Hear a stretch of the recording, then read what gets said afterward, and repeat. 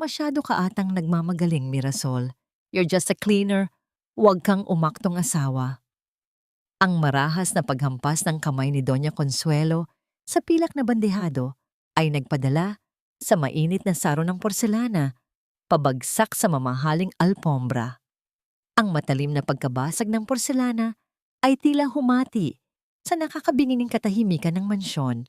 Ang kumukulong sa labat na pinakuluan pa ni Mirasol mula alas 4 ng madaling araw, gamit ang huling 20 piso niya para sa luya at pulang asukal sa halip na pandagdag sa gatas ng kanyang anak, ay tumalsik sa kanyang manipis at kupas na uniforme. Ang hapdi ng nakapasong init ay mabilis na gumapang sa kanyang hita, ngunit mas matinding sunog ang naramdaman ng kanyang kaluluwa nang makita ang nilugaw na luya na unti-unting lumulubog at sumisira sa malambot, puting balahibo ng inangkat na Persian rug. Ang amoy ng maralitang kusina, ang matapang na singaw ng luya at murang asukal ay pilit na nakikipaglaban sa malamig at artipisyal na halimuyak ng mamahaling lavender sa loob ng napakalamig na opisina. Ito ang silid, kung saan bawal ang kahit anong bahid ng dumi. Ang kapirasong mundo, kung saan walang puwang ang isang taong amoy sibuyas at pawis. Namamhid ang buong katawan ni Mirasol. Ang lamig na nagmumula sa sahig ay tila yelong gumapang mula sa kanyang mga talampakan patungo sa kanyang gulugod. Ang kanyang sikmura ay bumaliligtad, hindi dahil sa gutom na tiniis niya para makabili ng luya, kundi dahil sa matinding pandidiri sa kanyang sariling katangahan at pag-asa.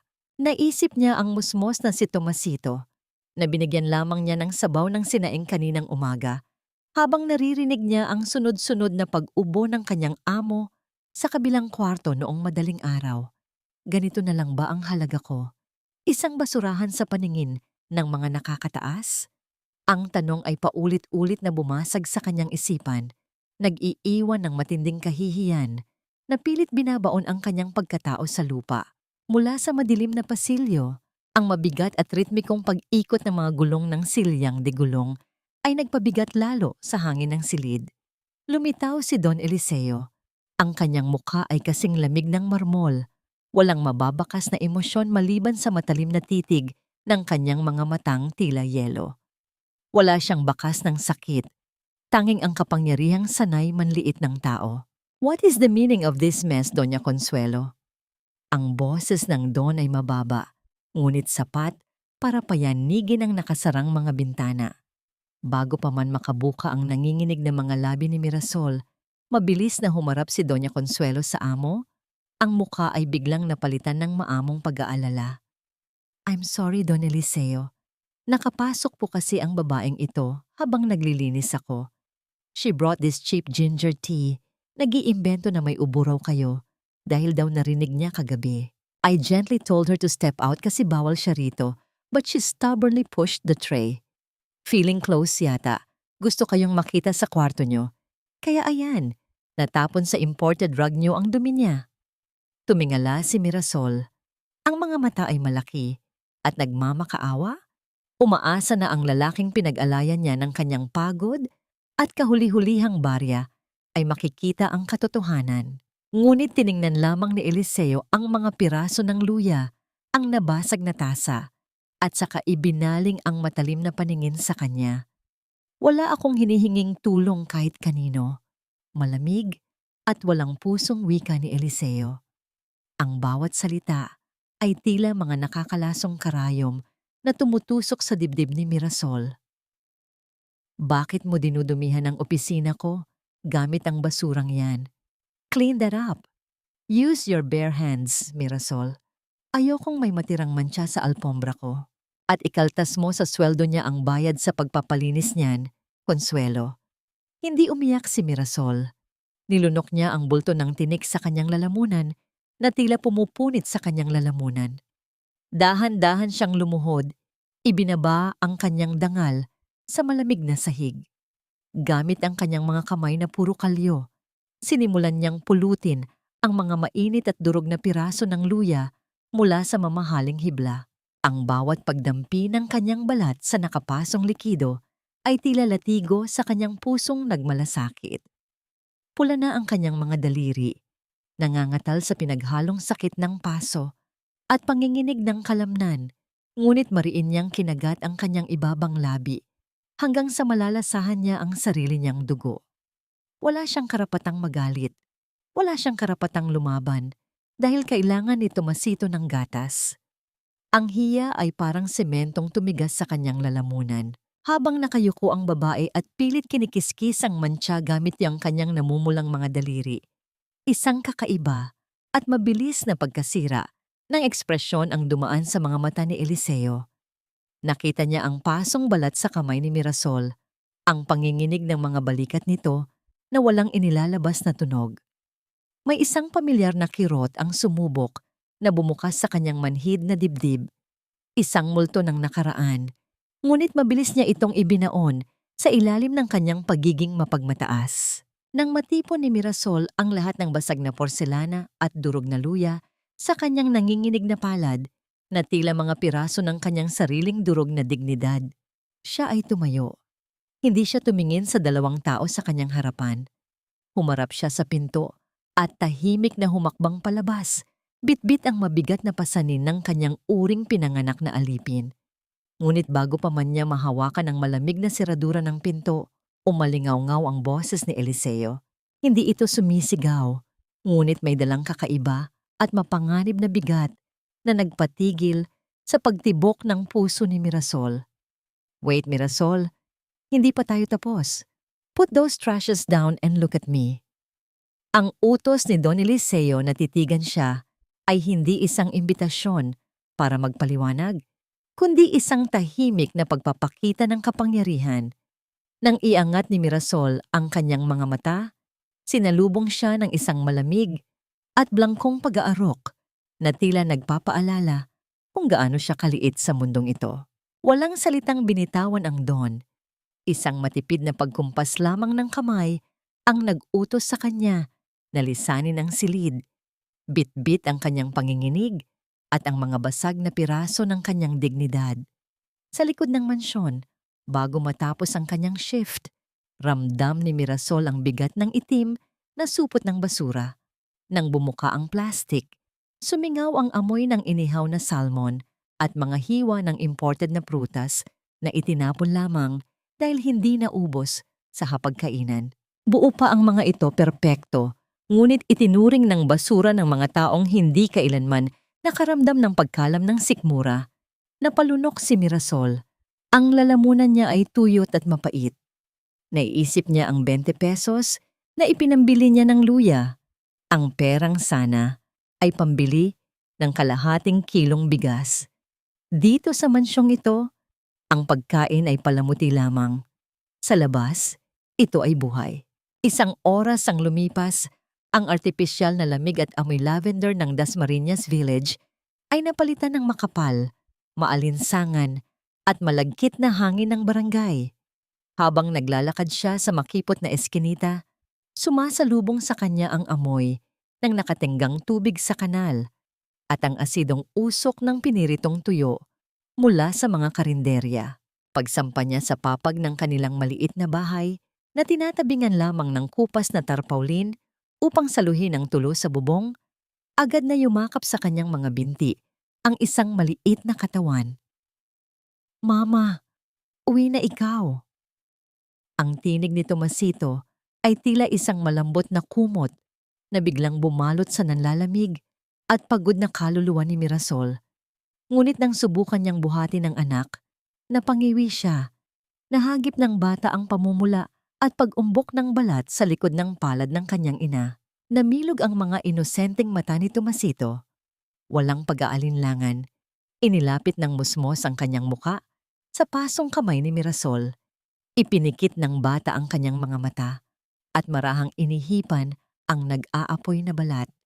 Ang mainit at payapang hininga ng kanyang anak ay nagbigay ng isang uri ng ginhawa na hindi kayang ibigay ng kahit anong gamot. "Wala nang sakit, ma. Hinipan ko na," bulong ni Tomasito. Sabay ngiti na naglabas ng kanyang maliliit na ngipin. "Hindi na rin po ako gutom. Antay ko na lang po ang sahod ni Mama bukas. Parang piniga ang puso ni Mirasol. Wala siyang maitatagong luha habang naghahati din sila ng nag-iisang nilagang itlog na naiwan sa mesa. Kinuha niya ang kutsara, pinaghati ang puti at pula ng itlog. Ang kalahati ay inilagay niya sa mangkok ng anak na may kaunting sabaw ng sinaing. At ang natitirang kalahati ay inialay niya sa kanyang inang si Marta na nakaratay sa kabilang bahagi ng papag. Kumain ka na, Nay. Uminom ka rin ng gamot pagkatapos. Malumanay na wika ni Mirasol habang inilalapag ang ilang pisong barya at 3 tableta na binili niya mula sa butika sa kanto. Ikaw anak, hindi ka pa kumakain. Mahinang tugon ni Aling Marta. Ang boses ay paos dahil sa walang tigil na pag-ubo. Busog po ako, Nay. Pinakain po kami ng masarap sa mansyon kanina. Kasinungalingan ni Mirasol. Kahit ang totoo, ay nagwawala na ang kanyang sikmura sa gutom at pagod. Hinawakan ni Aling Marta ang kamay ng anak. Naramdaman ng matanda ang magaspang at may pasong balat ni Mirasol. Ang mga mata ng kanyang ina ay napuno ng isang malalim at nakapapasong kalungkutan. Mirasol, anak, nakikita ko ang pagod mo. Hirap na wika ng matanda. Sa wikang Tagalog, nataglay ang lalim ng mga taong matagal nang nagdurusa. Ang mga mayayaman, hindi nila nakikita ang dugo at pawis natin. Akala nila, dahil hawak nila ang pera, hawak na rin nila ang kaluluwa natin. Huwag kang magpapakumbaba ng sobra. Huwag kang magtitiwala. Gaya ng ginawa ng iyong tiyahin noon na nauwi sa isang bangkay na walang hustisya. Ang lamig ng kanilang bahay ay lamig ng kanilang mga puso. Isang malamig na kilabot ang gumapang sa batok ni Mirasol. Ang bangungot ng nakaraan ng kanilang pamilya ay nananatiling isang anino na ayaw lisanin ng kanilang henerasyon. Ngunit bago pa man siya makapagtanong tungkol sa lumang sugat na yon, isang matalim at mabilis na pagliwanag mula sa kanyang murang telepono ang pumunit sa dilim ng gabi. Ang panginginig ng aparato sa ibabaw ng kahoy na mesa ay tila nagbabadya ng isang panibagong unos. Kinuha ito ni Mirasol at ang mensaheng bumungad sa screen ay sapat na upang patigilin ang pagtibok ng kanyang puso. Mula kay Aling Nena, ang tagapag-alaga ni Tomasito. Mirasol, pasensya na. Ipinasara ang daycare center namin kanina. Wala nang magbabantay kay Tomasito bukas, hindi ko na siya tatanggapin. Bumagsak ang balikat ni Mirasol, ang paningin ay lumabo. Sa labas, ang mga unang patak ng malakas na ulan ay nagsimulang humampas sa kinakalawang nilang yero. Isang babala ng isang malupit na bukas na wala siyang takas. Ang bigat ng puyat at pangamba ay nakasukbit sa mga balikat ni Mirasol nang muli siyang humakbang sa loob ng malawak na aklatan ni Don Eliseo kinabukasan. Ang lamig ng silid ay pumapasok hanggang sa kanyang mga buto, isang matalim na kaibahan sa maalinsangang hangin ng kanilang iskinita na iniwan niya kaninang madaling araw. Sa bawat hagod ng kanyang basahan, sa makikintab na muebles na gawa sa mahogany, pilit niyang iwinawaksi ang isipin kung paano niya maitatago si Tomasito mamaya. Nang linisin niya ang malapad na mesa ng Don, napansin niya ang isang makapal at lumang libro na nababalutan ng itim na katad. Bahagya niya itong inusog upang punasan ang naipong alikabok sa ilalim. Sa pag-usog niyang iyon, dulas na bumuka ang mga pahina at may isang kupas na litratong nahulog. Isang larawan iyon ng isang nakangiting lalaki at isang binatang nakasandal sa isang lumang sasakyan. Ang gilid ng litrato ay may bakas ng pagkasunog. Mabilis na ibinalik ni Mirasol ang litrato at maingat na isinara ang libro. Ngunit hindi niya ito naibalik sa eksaktong sukat ng pagkakalagay nito kanina. Hindi pa man siya nakakalayo ay bumukas ang mabigat na pinto ng aklatan. Pumasok si Don Eliseo. Ang pag-ikot ng kanyang silyang de gulong ay walang tunog sa ibabaw ng makapal na alpombra. Agad na dumapo ang mga mata nitong kasing talim ng agila sa ibabaw ng mesa. Huminto ang silya. Ang asul na ugat sa sintido ng Don ay pumintig. Who told you to touch my things? Ang boses ni Eliseo ay malamig, mababa, ngunit gumagapang na parang lason sa buong silid. Napatungo si Mirasol at mabilis na itinago ang kanyang kamay na may bahagyang paso pa rin mula kahapon. Pinunasan ko lang po ang alikabok sa mesa, Don Eliseo. Pinunasan? Ang mapanuyang na ngiti ay sumilay sa labi ng lalaki. Ang marahas na paghampas ng kanyang palad sa ibabaw ng mesa ay nagpayanig sa mga gamit sa ibabaw nito. Ganyan ba talaga kayong mga walang pinag-aralan? You people don't respect boundaries because you own absolutely nothing. Akala nyo ba dahil nakakapasok kayo sa bahay na ito? Pwede nyo nang pakialaman ang mga bagay na hindi nyo kailanman maiintindihan? You are a cleaner. Act like one and know your place. Sa normal na pagkakataon, lulunukin ni Mirasol ang kanyang laway, hihingi ng tawad, at yuyuko hanggang sa umalis ang amo. Ngunit ngayon, ang pagod ng kanyang katawan, ang iyak ng kanyang anak na walang makain, at ang sakit ng inang may sakit ay naging isang pader na hindi kayang tibagin ng kahit anong panlalait. Unti-unting umangat ang mukha ni Mirasol. Ang kanyang mga mata, na kadalasang puno ng takot, ay ngayon ay nag-aapoy sa isang kalmadong puot. Hindi siya sumigaw. Ang boses niya ay malalim, buo, at tumatagos. Wala po akong ninakaw, Don Eliseo, at alam ko po ang lugar ko. Kayo ba? Alam niyo pa ba ang inyo? Napatigil si Eliseo. Ang pagtangkang pagsasalita ay umurong sa kanyang lalamunan nang marinig ang matapang na tugon ng babaeng nasa kanyang harapan.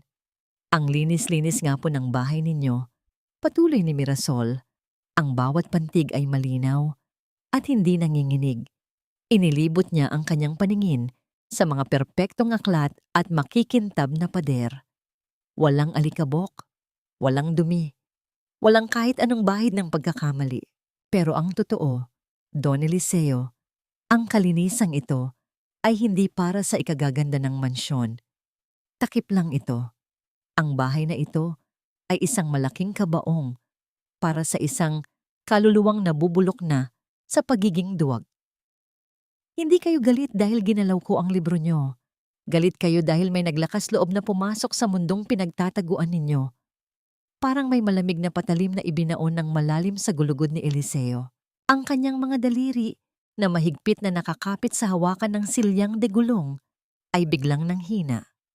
Ang makapal na katad ng inuupuan niya ay umingit habang ang kanyang buong katawan ay nanigas. Ang kanyang mga mata ay nanlaki, nanginginig habang nakatitig sa babaeng nakatayo sa kanyang harapan. Ang mga salitang binitawan ni Mirasol, isang kaluluwang nabubulok sa pagiging duwag, ay umaling-awngaw sa kanyang isipan na tila nagmula sa nakaraan. Iyon mismo ang huling mga salita ng kanyang ama bago ang malagim na aksidente sa Tagaytay. Ang parehong sumbat, ang parehong katotohanan na 24 na taon niyang tinatakbuhan. Isang multong sakit ang muling sumaksak sa kanyang mga paralisadong hita. Wala siyang masabi. Ang pader na ginamit niya upang maghari sa mansyong ito ay gumuho sa iisang pangungusap ng isang hamak na tagapaglinis. Binitawan ni Mirasol ang basahan sa ibabaw ng mesa. Tapos na po akong maglinis rito. Kung gusto niyo po akong tanggalin, tatanggapin ko. Pero hindi ko po isusuko ang pagkatao ko para lang sa kalinisan ng bahay niyo. Tumalikod si Mirasol at tahimik na lumabas ng aklatan. Iniiwan ang pinakamakapangyarihang lalaki sa kumpanya na nakatingin sa kawalan. Tinatanggap ang bigat ng katotohanan. Ngunit sa labas ng aklatan, sa likod ng malaking haligi, kung saan hindi naaabot ng liwanag, nakatayo si Doña Consuelo. Ang kanyang mga kuko ay nakabaon sa kahoy na palupo ng hagdan. Narinig niya ang lahat. Ang makita ang walang kibong pagtanggap ni Don Eliseo sa mga salita ni Mirasol, sa halip na sigawan ito, palabas ay nagtulak sa katiwala na mapagtanto ang isang mapanganib na bagay. Ang babaeng ito ay hindi na lang isang ordinaryong utusan na pwedeng api-apihin.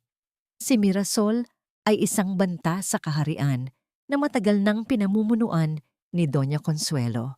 Ang amoy ng matapang na sabong panlaba at kemikal na pampaputi ang bumabalot sa maliit na silid-labahan sa dulo ng mansyon. Ito ang pinakamalayong bahagi ng bahay kung saan ang marangyang disenyo ng pamilya Alvarado ay napapalitan ng hubad na pader na semento at nakatenggang init. Doon, maingat na inilagay ni Mirasol ang kanyang 2 taong gulang na anak sa loob ng malaking basket na yari sa yantok, na pinatungan niya ng mga tuyong tuwalya sa ibabaw upang magsilbing kuta. "Tomasito, anak, pakinggan mo si Mama," bulong ni Mirasol habang nakaluhod sa harap ng basket. Hinawakan niya ang pisngi ng anak, ramdam ang mabilis na tibok ng puso ng bata. "Huwag kang lalabas dito, ha? Huwag ka ring gagawa ng ingay. Kapag narinig ka ng ibang tao rito, mapapagalitan si Mama at wala na tayong pambili ng pagkain." Tumitig sa kanya ang musmos gamit ang malalaki at bilugang mga mata nito. Walang katanungan, walang reklamo.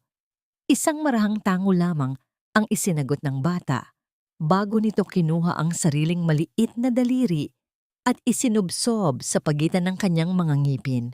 Kinagat ng bata ang kanyang sariling balat upang masiguradong makawalang kahit anong tunog mula sa kanyang mga labi.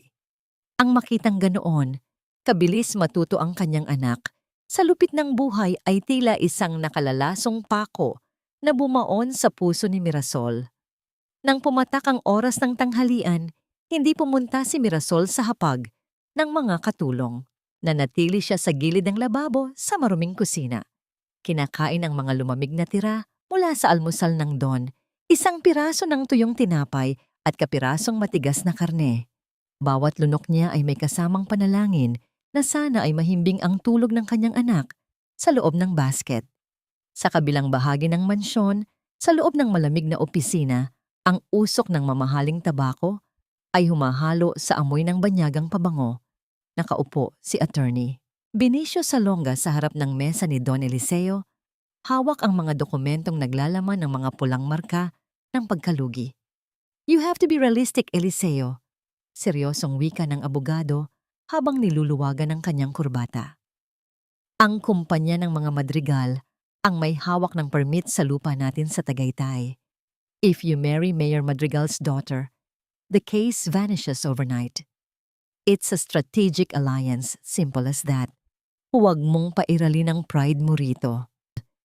Tumingin si Eliseo sa bintanang salamin. Hindi pinansin ang mga papel sa mesa. Ang kanyang isipan ay tila lumulutang. Sa gitna ng seryosong pag-uusap nila ni Benicio, may isang kakaibang pakiramdam na gumugulo sa kanyang sistema. Matalas ang kanyang pandinig sa pagitan ng mga salita ng abogado. Parang may naririnig siyang banayad na kaluskos mula sa pinakadulo ng pasilyo ng mansyon. Isang tunog ng mabilis, ngunit maliit na paghinga. Isang buhay na hindi kabilang sa patay at tahimik na mundong ito. Ngunit pinili niyang manahimik. Ang isipin na may ibang presensya sa bahay niya ay nagbibigay sa kanya ng hindi maipaliwanag na pakiramdam na hindi niya matukoy kung panganib o kapayapaan. Biglang bumigat ang hangin sa loob ng silid. Ang sikat ng araw sa labas ay mabilis na nilamon ng makakapal at kulay abong ulap. Ang kalangitan ay naging itim at ang hangin ay nagsimulang umihip ng marahas, nagpapalipad ng mga tuyong dahon sa labas ng bintana. Napakapit si Eliseo sa hawakan ng kanyang selyang degulong. Ang kanyang dibdib ay biglang sumikip. Ang bawat pagdilim ng kalangitan ay nagpapabalik sa kanya sa gabi ng aksidente. Ang ulan, ang madulas na kalsada, at ang huling sigaw ng kanyang ama. Ang kanyang paghinga ay naging mababaw at mabilis. Isang nakabubulag na puting liwanag ang gumuhit sa kalangitan na sinundan agad ng isang marahas at tila pagpunit sa kalupaan na tunog ng kalikasan. Ang malakas na panginginig ng mga bintanang salamin ay nagpabaling sa atensyon ni Benicio sa labas. Ngunit bago pa man makahuma ang abogado, Isang matinis at gulat na iyak ng isang bata ang bumasag sa nakakatakot na katahimikan ng mansyon mula sa direksyon ng silid-labahan. Ang musmos na si Tomasito, sa sobrang takot sa lakas ng kulog ay hindi na napigilan ang kanyang sarili at umiyak ng malakas para hanapin ang kanyang ina. Nanlaki ang mga mata ni Eliseo habang ang kanyang puso ay tila gustong kumawala sa kanyang dibdib, hindi lamang dahil sa takot sa bagyo, kundi dahil sa boses ng bata na nagmula sa loob ng kanyang sariling tahanan. Ang sunod-sunod na pagguhit ng kidlat ay tila pumunit sa maitim na kalangitan, sinusundan ng pagyanig ng buong mansyon. Kasabay ng pag-iyak ni Tomasito, sa silid-labahan, isang mabigat at marahas na pagbagsak ang umalingaw sa loob ng aklatan. Dahil sa matinding pag-atake ng nakaraan at kawalan ng hangin, nahulog si Don Eliseo mula sa kanyang silyang degulong. Ang kanyang dibdib ay naghihikahos, pilit humahagilap ng hangin. Sa labas, tumataas na ang baha sa mga kalsada ng Makati, naging dahilan upang matrap si Doña Consuelo at ang personal na doktor ng pamilya. Naiwan si Eliseo sa gitna ng malamig at madilim na sahig, walang ibang kasama kundi ang mga demonyong 24 na taon na niyang pilit tinatakasan. Sa kusina, nanginginig na tinakbo ni Mirasol ang pasilyo patungo sa silid-labahan. Binuhat niya ang humihikbing si Tomasito at mahigpit na yinakap ang bata sa kanyang dibdib. Handa na siyang palayasin, handa na siya nang harapin ang galit ng amo dahil sa pagsuway sa patakaran. Ngunit nang dumaan siya sa bukas na pinto ng aklatan, nakita niya ang imaheng hindi niya inasahan. Ang pinakamakapangyarihang lalaking kinatatakutan ng lahat ay nakahandusay sa mamahaling alpombra. Nag-aapoy ang katawan nito sa lagnat at pawis. Nakapikit ang mga mata at pilit isinisiksik ang sarili sa isang madilim na sulok na tila isang batang natatakot sa dilim. Walang pag-aalinlangan, ibinaba ni Mirasol si Tomasito sa isang malambot na sofa sa gilid ng aklatan. Anak, diyan ka lang. Huwag kang aalis.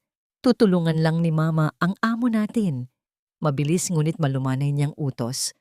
Tumakbo siya sa banyo at kumuha ng malinis na bimpo at palanggana ng maligamgam na tubig. Nang makabalik siya, inilapag niya ang kanyang mga tuhod sa malamig na sahig. Hindi niya inisip ang yaman ng lalaki o ang mga masasakit nitong salita noong mga nakaraang araw. Sa pagkakataong ito, ang nasa harap niya ay hindi isang bilyonaryo, kundi isang taong nangangailangan ng saklolo. Piniga niya ang bimpo at idinampi ang malamig na tela sa nagbabagang noo ng Don. Ang magaspang niyang palad ay maingat na nag-alis ng pawis sa leeg at mukha nito.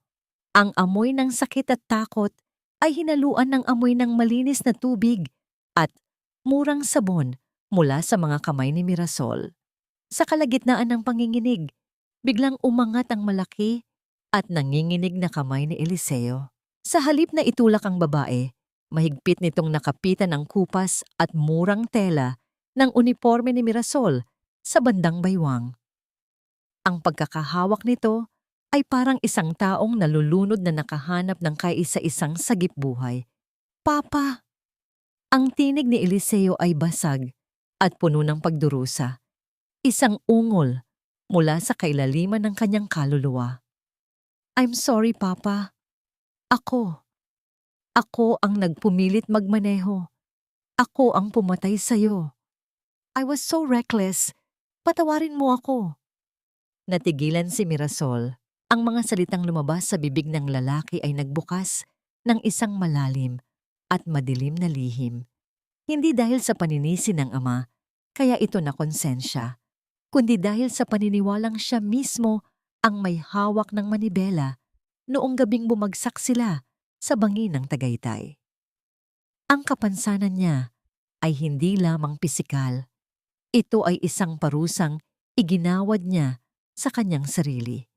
Tumingin si Mirasol sa kamay ng Don na nakakapit sa kanyang damit. Sa halip na kumawala, ipinatong niya ang kanyang mainit at magaspang na kamay sa ibabaw ng nanginginig na kamao nito.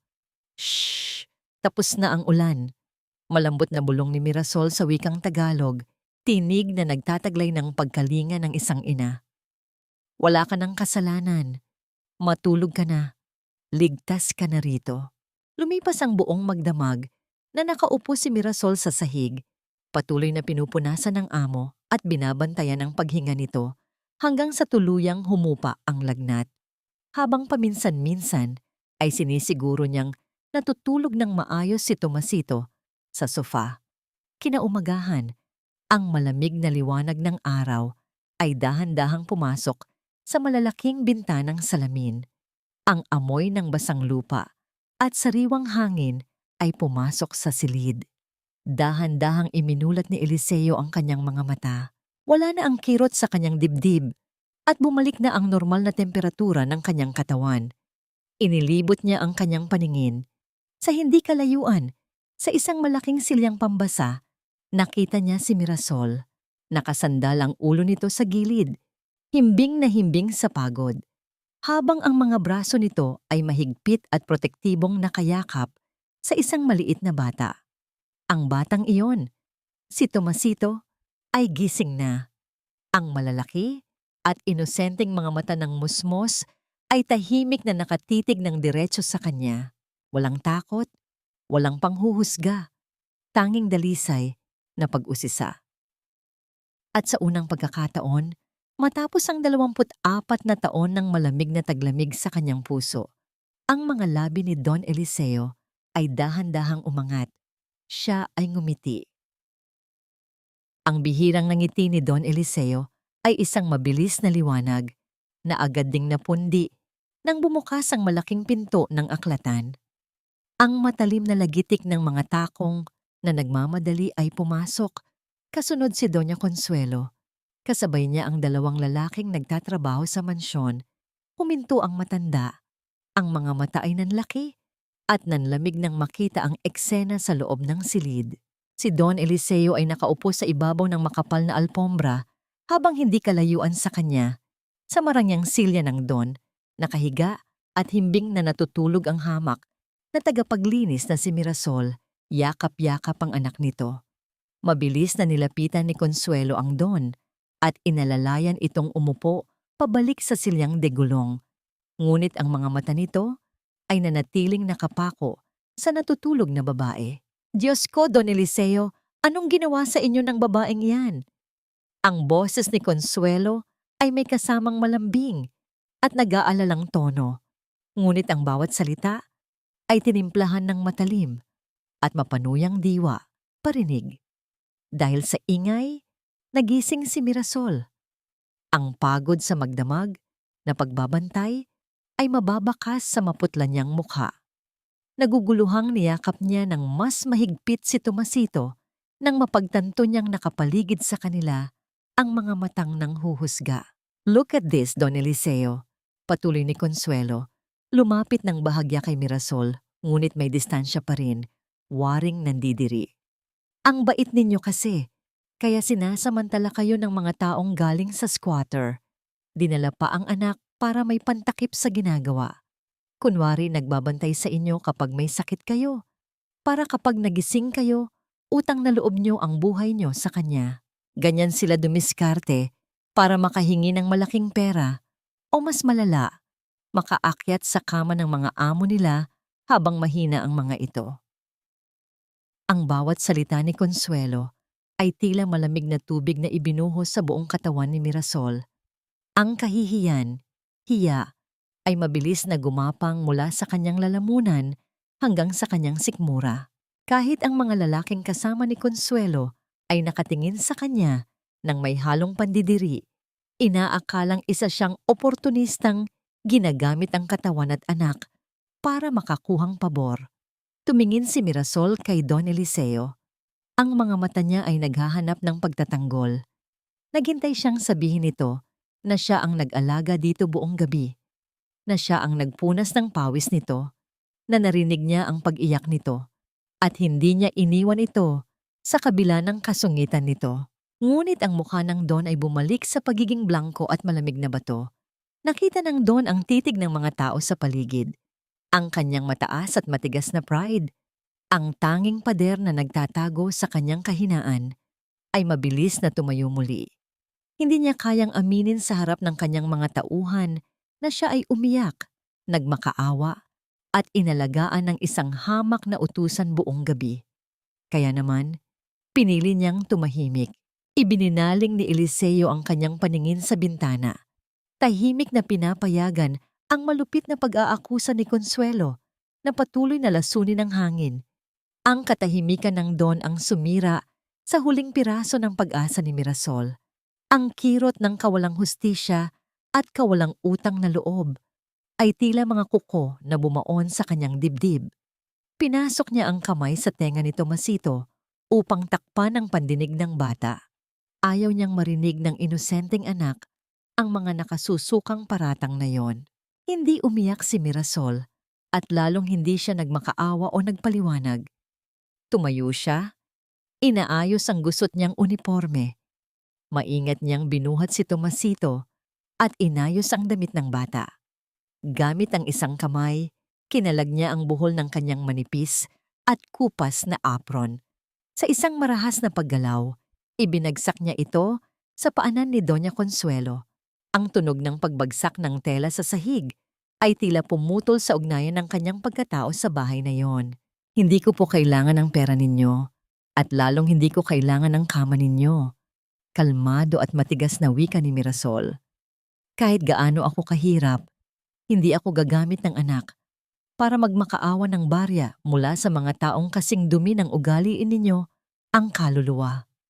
Humarap siya ng diretso kay Don Eliseo na sa pagkakataong yon ay napalingon muli sa kanya. Ang mga mata ay may bakas ng biglaang pagkabigla. Sana po gumaling na kayo ng tuluyan, Don Eliseo. Dahil kahit anong linis ng bahay na ito, ang pinakamasamang sakit ay nasa inyo na. Ang kawalan ninyo ng puso para ipagtanggol ang totoo. Tumalikod si Mirasol, yakap ang kanyang anak. Habang humahakbang siya palayo, tila huli na nang mapagtanto ni Eliseo ang bigat ng kanyang pananahimik. Wait! Mirasol, untag ng Don, ang boses ay bahagyang nanginginig. Ngunit hindi lumingon ang babae. Nagpatuloy siya sa paglalakad palabas, iniiwan ang aklatan, iniiwan ang mansyon, at iniiwan ang lalaking muling bumalik sa pagiging bilanggo ng sarili nitong kaduwagan. Ang matapang na paglisan ni Mirasol, sana ang magiging huling alaala niya sa mansyong yon, ngunit ang pilit na batas ng kontrata ay hindi nagpapatawad sa mga mahihirap. Dahil sa patakaran ng ahensya, napilitan siyang bumalik upang tapusin ang natitirang 3 araw, rendering days, para hindi makansela ang kanyang kakarampot na sahod at maiuwi ang kinakailangang pambili ng gamot ng kanyang ina. Wala siyang dalang anak ngayon. Naiwan si Tomasito sa tiyahin niyang malayo ang inuwian, ngunit bitbit niya ang bigat ng kanyang sirang dangal. Kinagabihan ng unang araw ng kanyang pagbabalik, isang mahalagang hapunan ang inorganisa sa mansyon. Dumating si Attorney Benicio kasama si Isabela Madrigal, ang anak ng alkalde, ang babaeng itinakda upang magsalba sa lumulubog na ari-arian ni Don Eliseo. Ang mahabang mesa ay pinalamutian ng pinakamamahaling kristal at mga pilak na kubyertos. Si Doña Consuelo, na nakangiti ng may mapanganib na tagumpay sa mga mata, ay sadyang nag-utos kay Mirasol na siyang magsilbi sa hapag, sa kabila ng panuntunan na tanging mga formal na tagapagsilbi lamang ang gumagawa nito at hindi mga tagapaglinis. Ito ang paraan ng mayordoma para ipaalala kay Mirasol ang kanyang lugar at iparamdam ang kanyang kawalang halaga. Pagpasok ni Mirasol, bitbit ang isang mabigat at pilak na bandehado ng mainit na konsume. Napansin agad ni Isabela ang pagkupas at kalumaan ng kanyang uniforme. Si Isabela ay nakasuot ng isang damit na yari sa mamahaling sutla. Ang mga brilyante sa kanyang tainga ay kumikinang sa ilalim ng chandelier. Oh, my!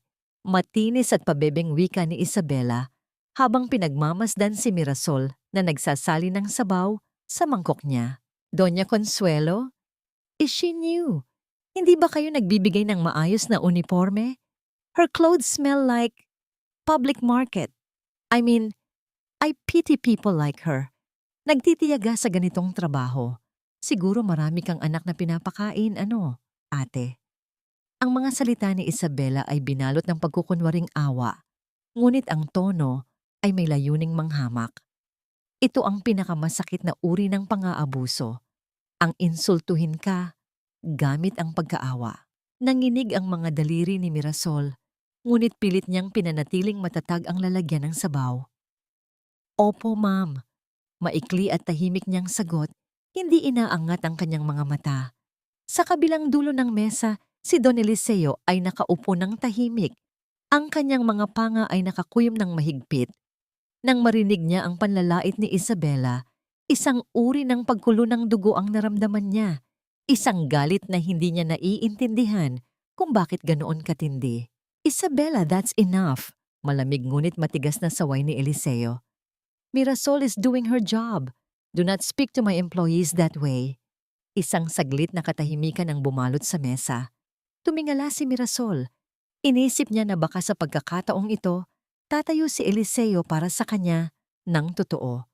Ngunit bago pa man magtuloy ang kanyang pag-asa, nagpatuloy si Eliseo sa pananalita. Ang boses ay nagiging mas malamig at formal. Sinusubukang bawiin ang atensyon at itago ang kanyang pag-aalala. I won't tolerate any disrespect at my table, but Mirasol, you should know better than to present yourself like that in front of my guests. You are reflecting the standards of my household. Go back to the kitchen and ask Consuelo for a proper uniform. Nakakaya sa mga bisita. Parang may sumabog na baso sa loob ng lalamunan ni Mirasol. Ang pagtatanggol sana ni Eliseo ay nauwi rin sa pagmamaliit, sa pagpapasunod, sa pamantayan ng mga mayayaman, sa pag-iisip na ang kanyang damit at amoy ay isang kasalanan sa pagiging perpekto ng bahay na yon. Hindi niya ito magagawa kahit gusto niya dahil iyon na ang pinakamalinis niyang damit. Napangisi si Isabela. Kinuha niya ang kanyang baso ng champagne, ngunit sa halip na inumin, sadyang idinikit niya ang gilid ng baso sa manggas ni Mirasol nang bahagya itong gumalaw upang kunin ang walang lamang plato. Ang kristal na baso ay nahulog at sumabog sa sahig. Oh, look what you did! Malakas na wika ni Isabela. Naku ko, pasensya na po. Nagmamadaling lumuhod si Mirasol at pinulot ang malalaking piraso ng basag na kristal nang walang suot na guwantes. Sa kanyang pagmamadali at pagyanig ng kanyang emosyon, isang matalim na gilid ng baso ang humiwa sa kanyang daliri. Ang mainit at mapulang dugo ay mabilis na tumulo, hindi sa sahig, kundi sa mismong ibabaw ng malinis niyang kamay na may paso pa rin mula noong unang araw. Kasabay ng pagpatak ng dugo ay ang pagbagsak ng kaisa-isang luha mula sa mata ni Mirasol. Ang luhang iyon ay hindi dahil sa hapdi ng hiwa, kundi sa bigat ng pagpapanggap ng mga tao sa paligid niya. Tumingin siya sa dugo. Pagkatapos ay tumingin siya kay Eliseo, na ngayon ay napatayo ng bahagya mula sa kanyang silyang degulong. Ang mukha ay biglang namutla sa labis na pagkabigla nang makita ang pagkasugat ng babae. Ngunit bago pa man makapagsalita ang Don, dahan-dahang tumayo si Mirasol. Iniwan niya ang mga basag na kristal sa sahig.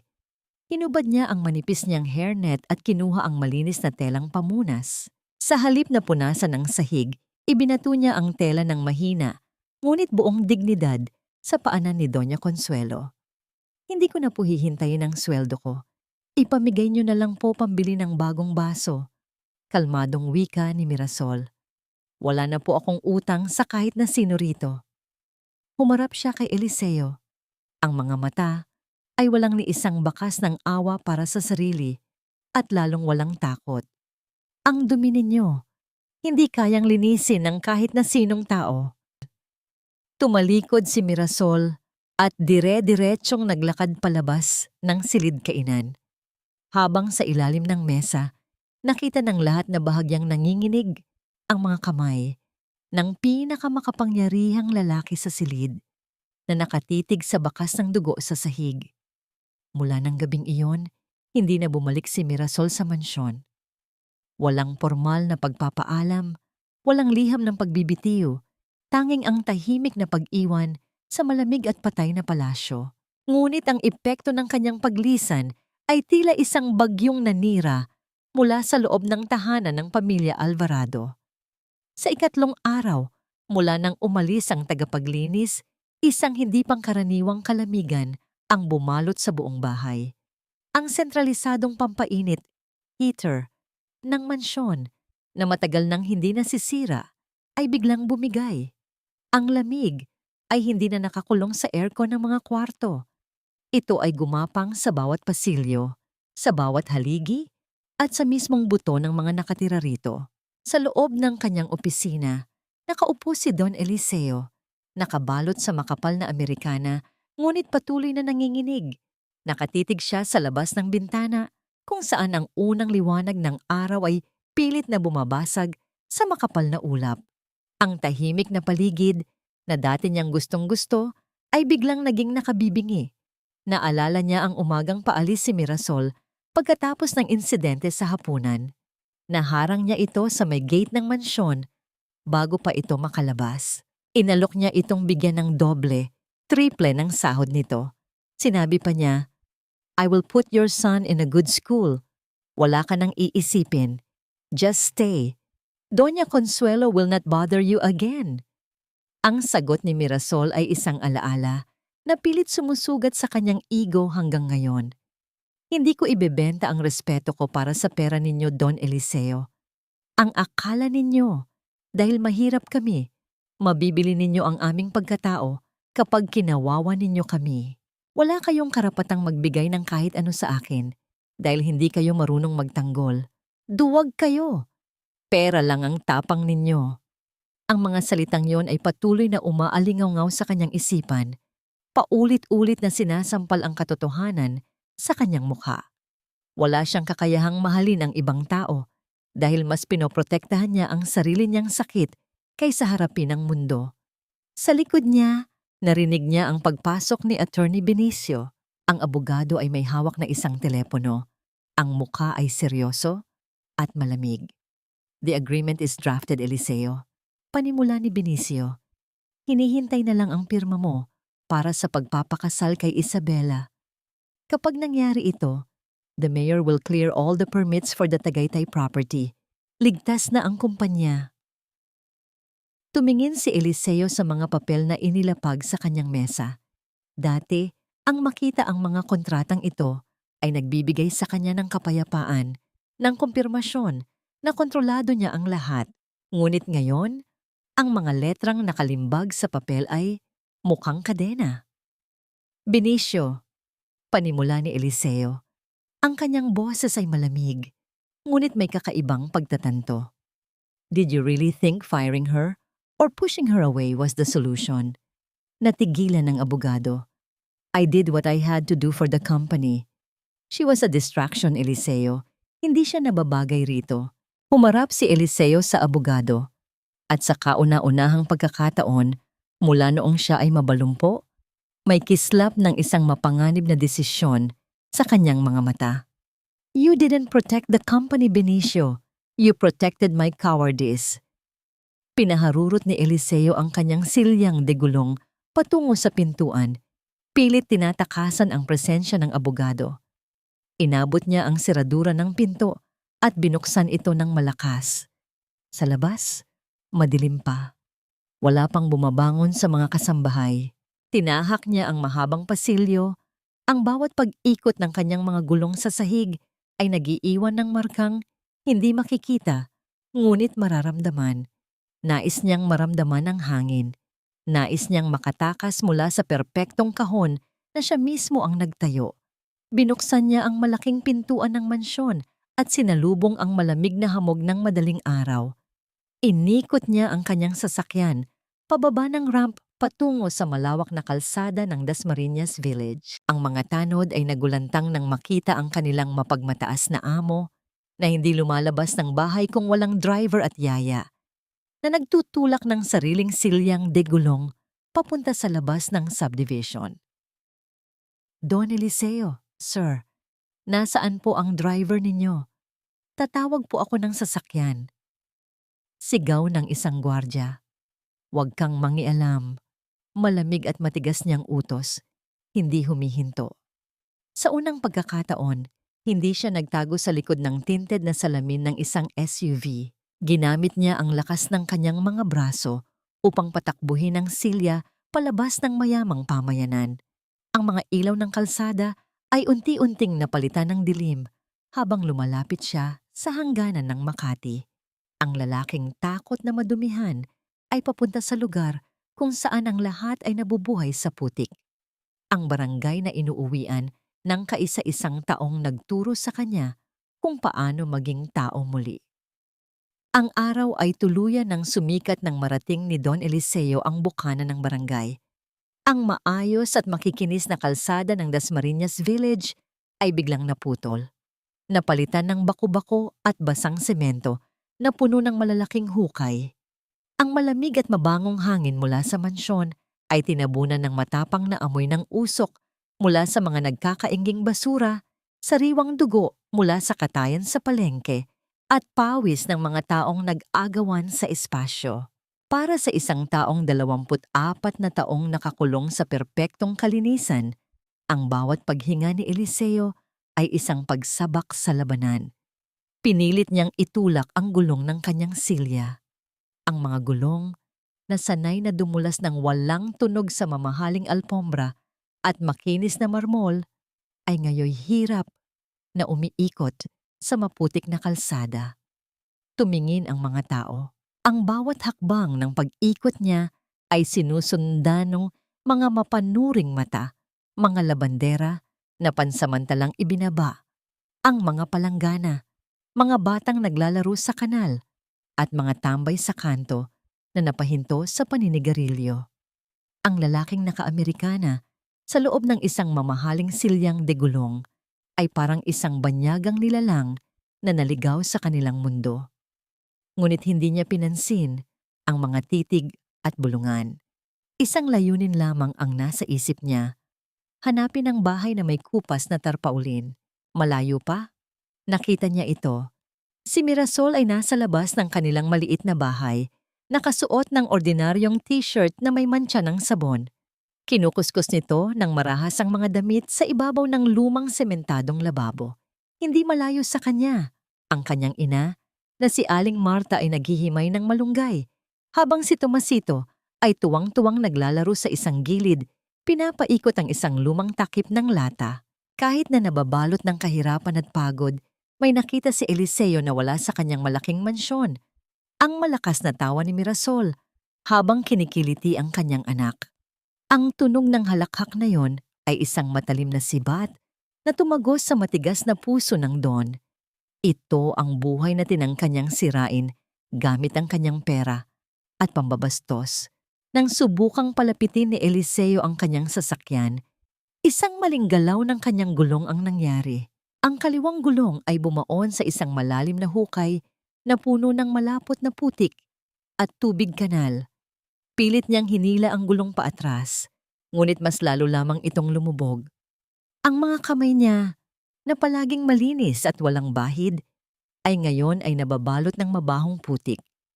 Sa kanyang pagkainis at kahihiyan, pilit niyang inangat ang kanyang katawan, ngunit muntik na siyang mahulog. Ito ang sandali ng ganap na pagkawala ng kanyang kapangyarihan. Si Don Eliseo, ang bilyonaryong nagpapabagsak ng mga kumpanya, ay nakakulong at walang magawa sa isang maliit na lubak sa barangay. Ano ba yan? Bulong niya sa sarili. Ang tinig ay basag sa pagka-frustrate at pagsisisi. Bago pa man niya muling subukang hilahin ang silya, isang maliit at magaspang na kamay ang humawak sa dulo ng kanyang gulong. Pag-angat niya ng paningin, nakita niya si Tomasito. Ang mga damit ay basa at marumi. Ngunit ang mga mata ay puno ng inosenteng pagnanais na tumulong. "Kuya, dumi na gulong mo," inosenteng sabi ng musmos, at gamit ang kanyang maliit na kamay, pilit nitong hinihila ang silya pabalik. Ilang segundo pa, isang anino ang tumakip kay Eliseo. Si Mirasol ay nakatayo sa kanyang harapan, Ang mga kamay ay basa ng sabon. Ang mukha ng babae ay blangko. Walang ni isang bakas ng gulat o paggalang na nakita sa kanya noon ng Don sa mansyon. Lumapit rin si Aling Marta, ang matandang ina ni Mirasol. Nang magtama ang mata ng matanda sa simbolo ng sasakyan at sa mukha ni Eliseo, biglang namutla ang matanda.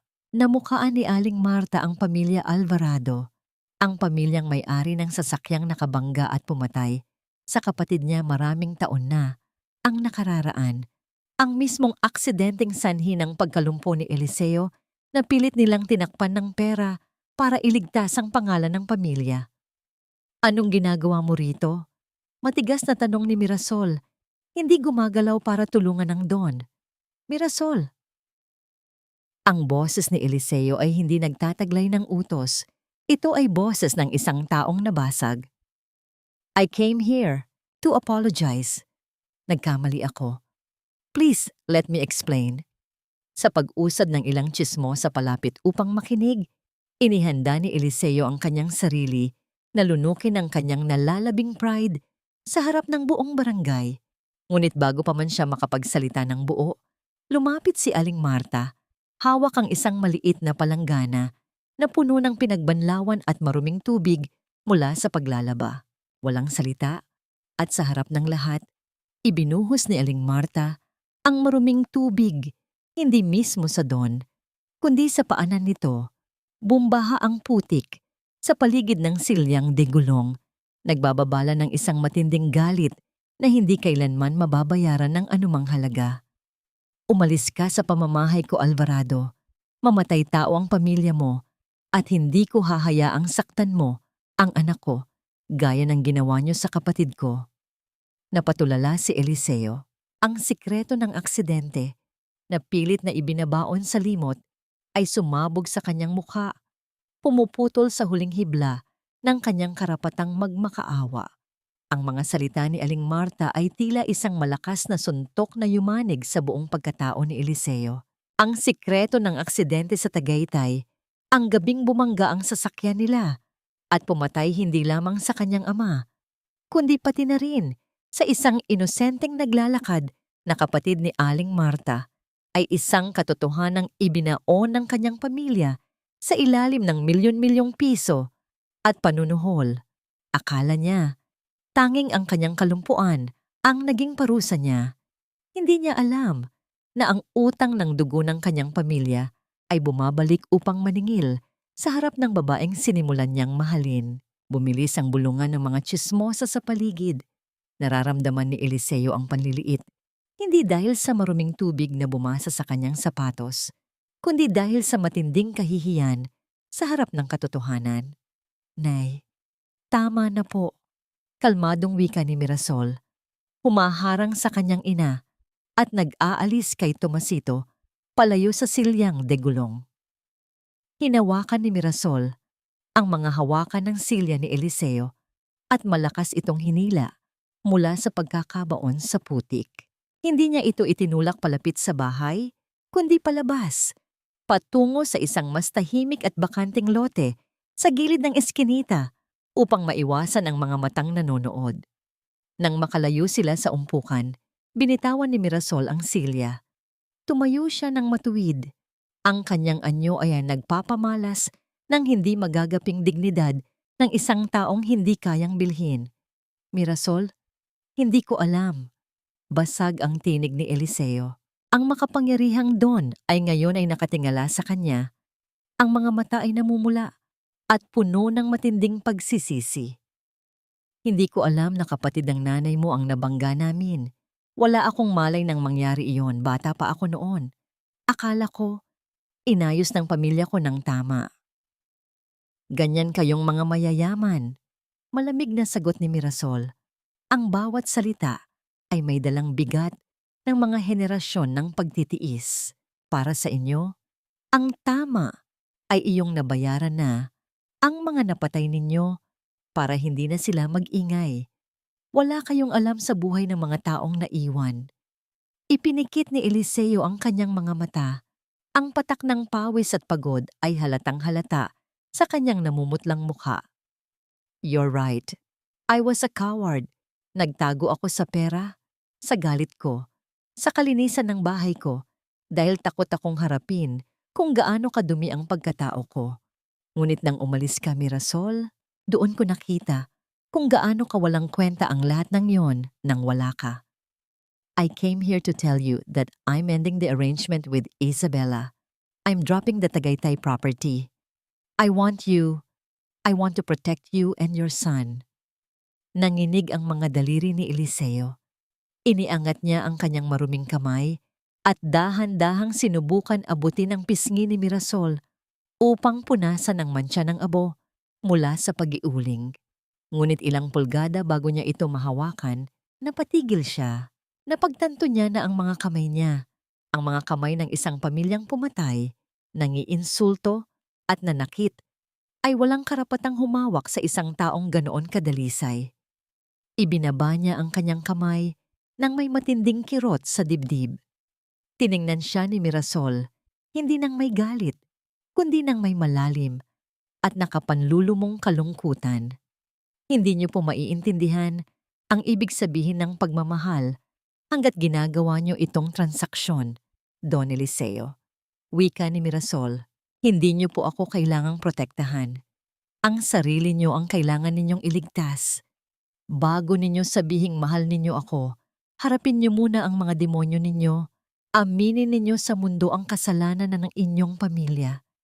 At linisin ninyo ang bahay ninyo mula sa mga taong sumisip-sip sa pagkatao ninyo.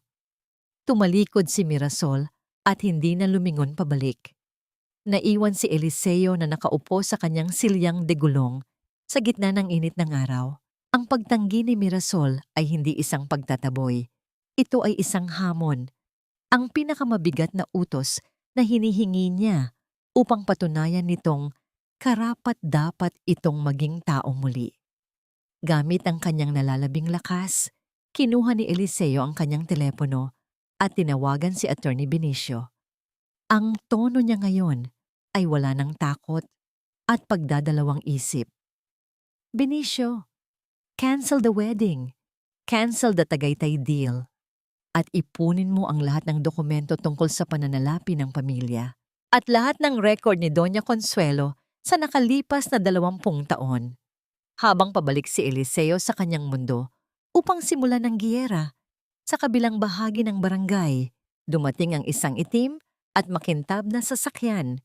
Mula roon, lumabas si Doña Consuelo. Tahimik siyang naglakad patungo sa bahay ni Aling Marta. Hawak ang isang napakakapal na sobrang kulay kape. Habang ang mga mata nito ay nakatitig sa musmos na si Tomasito na naglalaro sa malayo.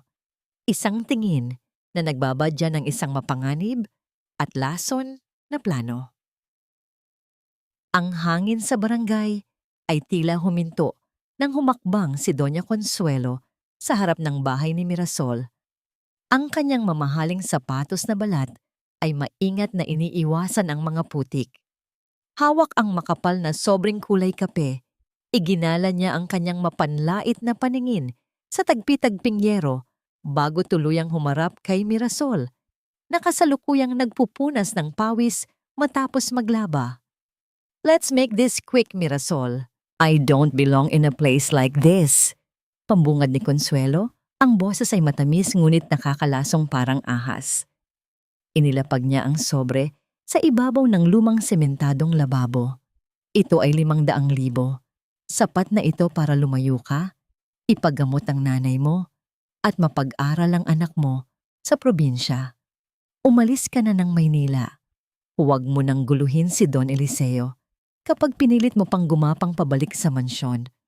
Baka hindi mo na makita ang anak mo habang buhay. Madali lang humanap ng mga taong kayang magtago ng bata mula sa mga taong walang laban na tulad mo. Ang banta ay malinaw, hindi lamang panunuhol, kundi tahasang panggigipit sa kaligtasan ni Tomasito.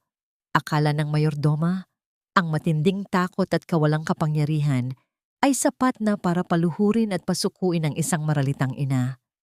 Ngunit hindi niya alam na matagal na siyang hinihintay ni Mirasol. Hindi umiyak o nagmakaawa si Mirasol. Tiningnan lamang niya ang sobre Pagkatapos ay itinaas niya ang kanyang lumang cellphone na nakapatong sa likod ng palanggana ng labada. Nakailaw ang screen nito, patuloy na nire-record ang bawat salita at banta na binitawan ng mayordoma. Hindi ko po kailangan ng pera na galing sa nakaw, Doña Consuelo. Malamig at matapang na sagot ni Mirasol habang pinipindot ang pindutan para i-save ang audio. At huwag ninyong idadamay ang anak ko dahil kung magaling kayong manakot, mas magaling ang mga taong wala nang mawawala. Namutla ang mukha ni Consuelo. Ang kanyang perpektong kolorete ay hindi nakapagtago sa matinding takot na biglang sumulpot sa kanyang mga mata nang makita ang ebidensya. Kinabukasan, ang napakalaking boardroom ng Alvarado Corporation ay napuno ng tensyon. Sa unang pagkakataon, pumasok si Don Eliseo hindi upang makipagkompromiso, kundi upang maglinis. Sa harap ng mga board members, ipinakita niya ang matitibay na ebidensya na inipon ni Attorney Benicio ng nagdaang gabi, mga pinekeng resibo, mga nakaw na pondo mula sa pagbili ng mga mamahaling gamit sa mansyon at mga transaksyong ipinasok sa sariling bank account ni Doña Consuelo sa loob ng 24 na taon. Ngunit ang pinakamatinding dagok ay hindi nagmula sa mga papel. Bumukas ang pinto ng boardroom at pumasok si Mirasol. Ang kanyang presensya sa lugar ng mga nagtataasang opisyal ay isang sampal sa lahat ng naniniwala na ang pera ay laging nagpapatahimik sa totoo. Sa harap ng lahat, ipinarinig ni Eliseo ang audio recording ng pananakot ni Consuelo kay Mirasol noong nakaraang araw. Nang marinig ang kanyang sariling tinig na nagbabanta ng pagdukot sa isang bata at nagbibigay ng suhol, gumuho ang mundong ginawa ng mayordoma. Ang maskara niya ng katapatan at pagiging kagalang-galang ay tuluyang nadurog. I trusted you with my home, Consuelo. Malamig at mabigat na wika ni Eliseo. Ang kanyang paningin ay puno ng puot, ngunit walang bahid ng awa. Ginamit mo ang kapansanan at pangungulila ko para nakawan ako at apakan ang mga taong nasa paligid ko. You justified your cruelty by calling it loyalty. Nanginig ang buong katawan ni Consuelo. Sa desperasyon at pagkawala ng kanyang kayabangan, dahan-dahan siyang lumuhod. Ang kanyang mga mamahaling damit ay sumayad sa sahig. Habang gumagapang siya, patungo sa silyang degulong ng Don, ang mukha ay basang-basa ng luha. Don Eliseo, maawa kayo sa akin. Itinuring ko kayong anak. Ako ang nag-alaga sa inyo nung mamatay ang papa nyo. Forgive me. Huwag niyo akong ipakulong. Humahagulgol niyang pakiusap. Sinusubukang hawakan ang sapatos ng lalaki. Gamit ang kanyang tungkod na nakasandal sa silya. Walang pag-aalinlangang itinabig ni Eliseo ang kamay ni Consuelo palayo. Ang kilos na yon ay hindi nangangahulugan ng galit, kundi ng sukdulang pandidiri. Huwag mong dungisan ang alaala ng ama ko. Mariing tugon niya. You have no right to live in the cleanliness of my house anymore. Get out. Hihintayin ka na ng mga pulis sa labas. Habang pilit na kinakaladkad palabas ng mga security guard, ang nagwawalang si Consuelo, nakatingin lamang si Mirasol. Walang ngiti ng tagumpay sa kanyang labi. Tanging isang tahimik na kapayapaan, healing, dahil nakuha niya ang katarungang hindi nangailangan ng kahit anong patak ng dugo, kundi purong katotohanan lamang. Bago matapos ang araw, sa harap ng napakaraming miyembro ng press na nag-aabang ng eskandalo tungkol sa pag-urong niya sa kasal kay Isabela, ginawa ni Don Eliseo ang pinakamalaking desisyon ng kanyang buhay. Hawak ang mga dokumento ng bagong proyekto, hinawakan niya ang magkabilang gilid ng kanyang mesa. Gamit ang lakas ng kanyang mga braso at matinding determinasyon na tinipon mula sa kanyang bagong pag-asa, dahan-dahan siyang tumayo. Nanginginig ang kanyang mga binti. Ang sakit ay tila pilit siyang hinihila pababa. Ngunit nagawa niyang tumayo ng tuwid ng walang suporta. Ang mga flash ng kamera ay pumutok ng sunod-sunod. Kinukunan ang pagbabalik ng isang lalaking hindi na nakakulong sa silyang degulong, kundi handang humarap sa mundo gamit ang sariling paa. Ang matinding sikat ng araw ay tila nagninininga sa ibabaw ng barangay. Naglalabas ng singaw mula sa basang lupa na hinaluan ng amoy ng tuyong isda at alikabok. Ngunit sa gitna ng init na ito, isang hindi pamilyar na tunog ang pumukaw sa atensyon ng mga kapitbahay. Hindi ang marangyang ugong ng makina ng sasakyan, kundi ang mabigat at ritmikong pagtama ng mga saklay sa semento. Si Don Eliseo ay naglalakad. Hindi ito ang perpektong paghakbang ng isang malusog na tao. Bawat galaw niya ay may kasamang panginginig ng kalamnan at pagtulo ng malapot na pawis mula sa kanyang noo patungo sa kanyang simpleng puting t-shirt. Wala siyang suot na mamahaling Amerikana.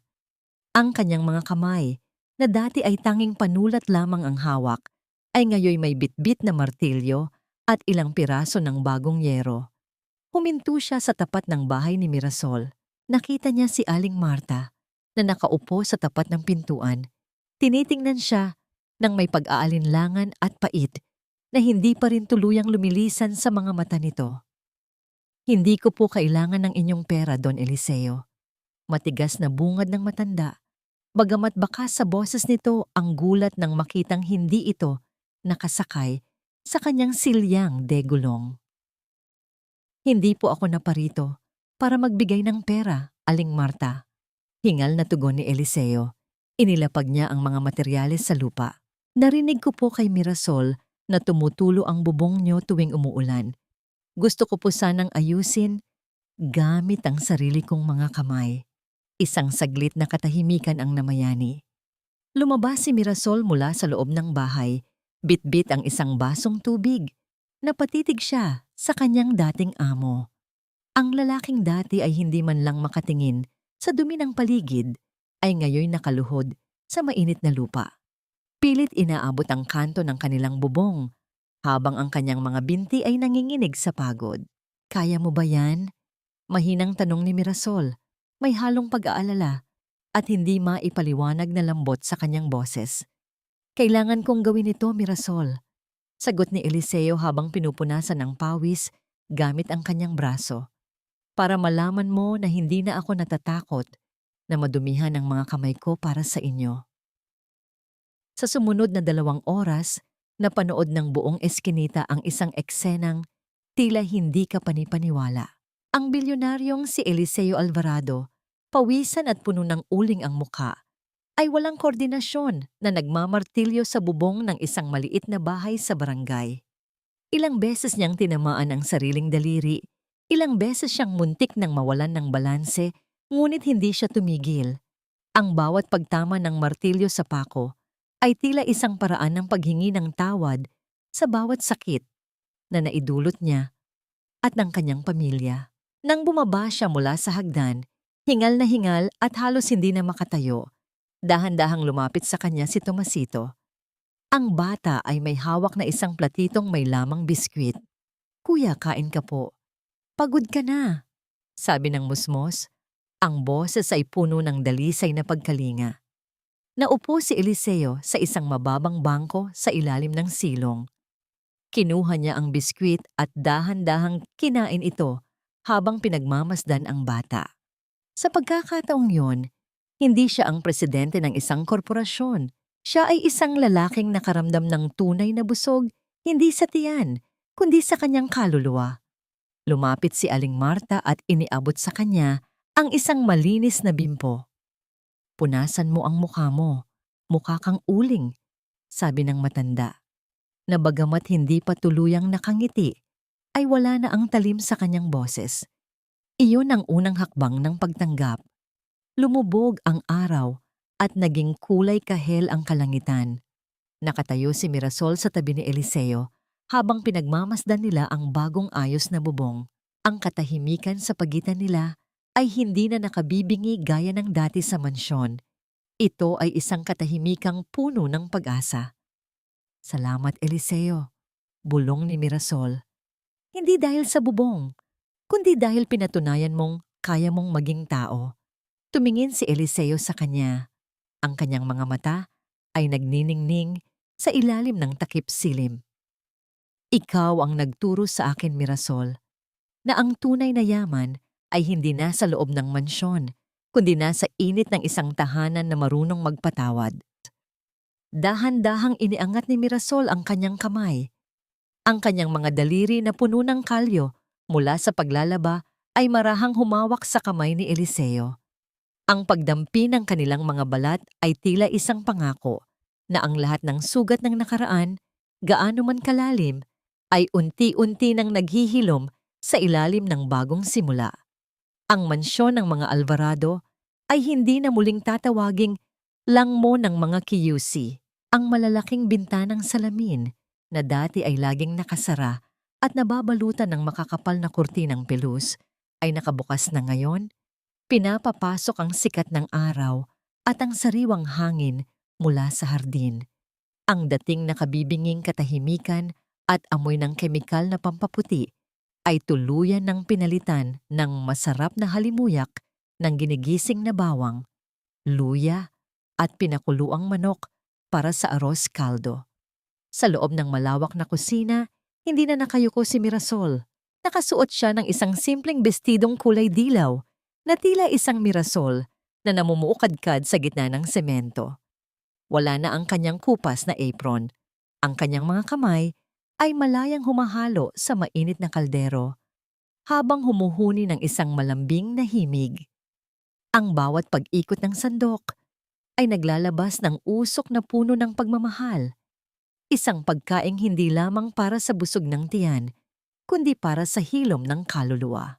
Sa gitna ng malawak na sala, umalingaongaw ang isang tunog na dati ay ipinagbabawal sa bahay na ito. Ang malakas at masayang tawa ng isang bata. Si Tomasito ay mabilis na tumatakbo sa ibabaw ng makintab na sahig na nara, hinahabol ang isang makulay na bolang guma. Ang kanyang maliliit na paa ay nag-iiwan ng mga bakas ng kagalakan sa bawat sulok ng mansyon. Tomasito, dahan-dahan lang. Baka matumba ka, anak. Malambot na saway ni Mirasol mula sa kusina. Look, Mama. Tito Eliseo is standing. Masayang sigaw ng musmos. Dahan-dahang lumingon si Mirasol. Sa may pintuan patungo sa hardin, nakatayo si Don Eliseo. Hindi na siya nakaupo sa kanyang silyang digulong na pilak. Gamit ang isang baston na yari sa matigas na kahoy, maingat siyang humahakbang. Ang bawat pagtama ng baston sa sahig ay hindi na nagdadala ng takot, kundi ng pag-asa. Ang kanyang mukha, na dati ay kasing lamig ng marmol, ay ngayoy maaliwalas at may bakas ng kulay dahil sa sikat ng araw. Huminto si Eliseo nang marating niya ang pwesto ni Tomasito. Yumuko siya ng bahagya at hinawakan ng balikat ng bata. Ang kanyang malalaking kamay ay hindi na nanginginig sa galit, kundi marahang hinahaplos ang buhok ng musmos. I'm okay, Tomasito. Malakas na si Tito. Nakangiting wika ni Eliseo. Ang kanyang boses ay may lalim ng isang taong nahanap na ang kanyang kapayapaan. Lumapit si Mirasol bitbit ang isang tray ng mainit na kape at tinapay. Inilapag niya ito sa maliit na mesa sa tabi ng bintana. Tumingin siya kay Eliseo at sa pagkakataong ito, wala nang ranggyoy ng amo at utusan sa pagitan nila. Ang nakikita niya ay isang lalaking matapang na hinarap ang sarili niyang kadiliman upang maging karapat-dapat sa liwanag. The house feels different today, bulong ni Eliseo habang pinagmamasdan ang mga bulaklak na Mirasol sa florera sa ibabaw ng mesa. Parang humihinga na ulit ang mga pader. Dahil may buhay na ang loob nito, Eliseo, sagot ni Mirasol, ang kanyang mga mata ay nagniningning sa ligaya. Ang bahay ay pader at bubong lang. Ang mga tao sa loob ang nagbibigay dito ng init. Kinuha ni Eliseo ang kamay ni Mirasol. Sa harap ng bukas na bintana, habang ang hangin ay nagpapalipad sa kurtina at ang tawa ni Tomasito ay nagsisilbing musika, hinalikan ni Eliseo ang likod ng palad ng babae. Ang kamay na nagpunas ng kanyang pawis noong siya ay mahina. Ang kamay na hindi sumuko sa kanyang kasungitan. At ang kamay na nagturo sa kanya na ang pagpapakumbaba ay ang pinakamataas na uri ng dangal. Thank you, Mirasol. For not giving up on me when I had already given up on myself. Tapat na wika ni Eliseo. Hindi kita sinuko dahil alam kong sa ilalim ng yelong iyon may pusong naghihintay lang na matunaw. Nakangiting tugon ni Mirasol. Sa labas, ang mga ibon ay nag-aawitan sa mga puno ng mangga. Ang mansyon ng mga Alvarado ay hindi na isang monumento ng pait, kundi isang tahanan kung saan ang bawat sugat ay naging bahagi ng isang magandang kwento ng pagbangon. Sa ilalim ng init ng araw, ang dalawang kaluluwang nagmula sa magkaibang mundo ay tuluyan ng nagtagpo. Pinatutunayan na sa harap ng dalisay na pag-ibig at tapang, walang bakod na semento ang hindi kayang giban. Sa isang madilim at masukal na silid sa loob ng isang pampublikong pasilidad para sa mga matatanda sa labas ng lungsod, nakaupo si Doña Consuelo. Ang amoy ng mamahaling lavender at scented candles na dati ay bumabalot sa kanyang katawan ay napalitan na ngayon ng matapang na amoy ng gamot, singaw ng basang semento, at ang nakasusukang amoy ng panis na pagkain mula sa katabing higaan. Ang kanyang mga kamay, na dati ay laging malinis at pinalalamutian ng mga diamante, ay ngayon nanginginig, tuyot, at puno ng mga bakas ng kapabayaan. Ang bawat paghinga ni Consuelo ay tila isang marahas na pagkiskis ng tuyong dahon sa magaspang na semento. Wala nang sinumang tumatawag sa kanya ng Donya. Para sa mga nurse na pagod sa dami ng pasyente, siya ay isa lamang numero. Isang matandang babaeng walang bumibisita, walang naghahanap, at walang iniwan, kundi ang pait ng kanyang nakaraan. Sa gitna ng silid, may isang lumang telebisyon na maingay ang tunog ng static. Ang malabong imahe sa screen ay nagpakita ng isang masayang okasyon. Isang bagong gusali ang pinasinayaan, ang Alvarado de los Reyes Foundation Center. Isang kanlungan para sa mga batang lansangan at mga inang biktima ng karahasan. Sa screen, nakita ni Consuelo si Don Eliseo. Maayos na ang tindig nito, bagamat may hawak na simpleng tungkod, ay naglalakad ng may tiwala sa sarili.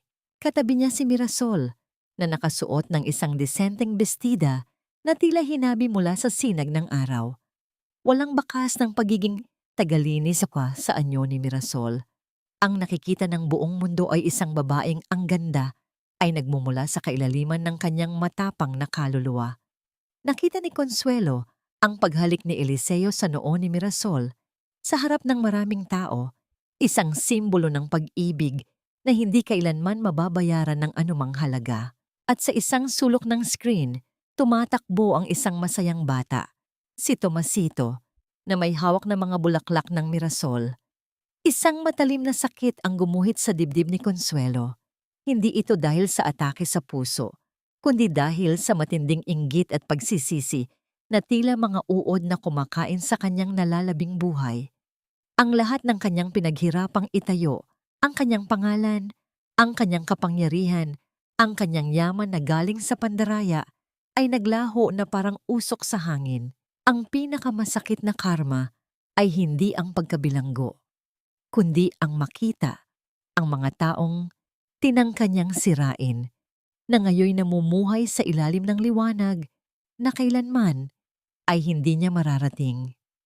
Hinawakan ni Consuelo ang manipis at butas na kumot na nakabalot sa kanyang nanginginig na mga tuhod.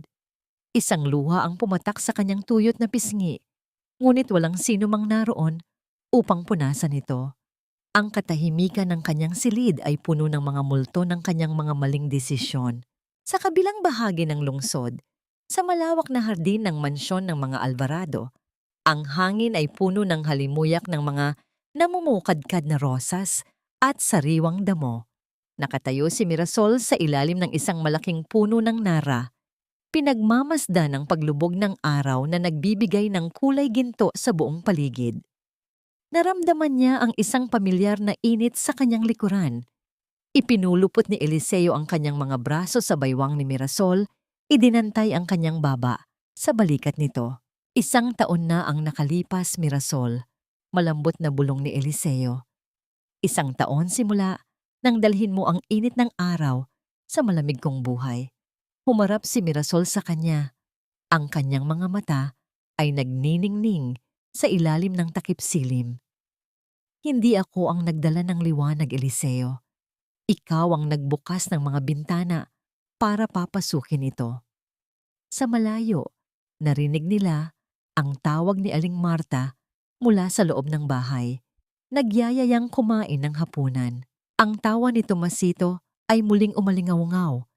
Isang himig ng ganap na kaligayahan na pumuno sa bawat sulok ng lupain. Ang mansyon ng mga Alvarado ay hindi na muling magiging malamig. Ang bawat dingding nito ay saksi na ngayon sa isang kwentong hindi nagsimula sa yaman, kundi sa isang baso ng mainit na salabat, isang gabi ng pagbabantay sa sakit, at isang babaeng tumangging yumuko sa kawalang hustisya. Sa ilalim ng unang bituin ng gabi, naglakad ang magkasintahan patungo sa kanilang tahanan. Isang tahanang binuo mula sa mga basag na piraso ng nakaraan, ngunit ngayoy matatag na nakatayo sa pundasyon ng katotohanan at wagas na pag-ibig. Ang kwento ng tagapaglinis at ng Don ay natapos na, ngunit ang awit ng kanilang paggaling ay mananatiling buhay sa bawat bulaklak ng Mirasol na humaharap sa araw, hinding-hindi na muling hihintayin ang dilim.